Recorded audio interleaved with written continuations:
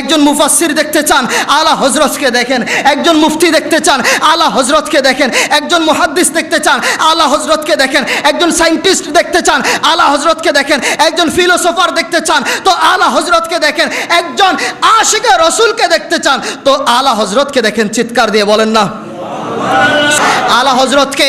আলা হযরত হচ্ছে ওই আলা হযরত যে বলছে রে মরজিব আ গয়া सूरज फिरा उल्टे कदम तेरे उंगली उठ गई मक्का कलेजा छिड़ गया।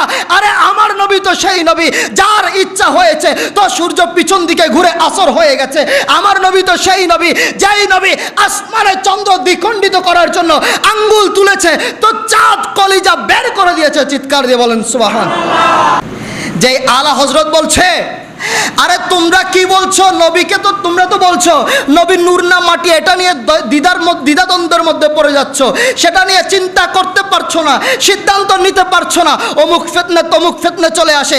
আর আমি আলা হযরতের জবান থেকে শুনে যাও, আমি আলা হযরত বলছি তেরে নসলে পাক মে হে বাচ্চা বাচ্চা নূর কা তু হে আইনে নূর তেরা সব ঘরানা নূর কা ইয়া রাসূলুল্লাহ। আমি বলছি আপনি আল্লাহর নূর, সেটা অনেক উচ্চ মাকাম, কিন্তু আপনার আহলে বাইত গণ নূর। চিৎকার দিয়ে বলেন সুবহানাল্লাহ।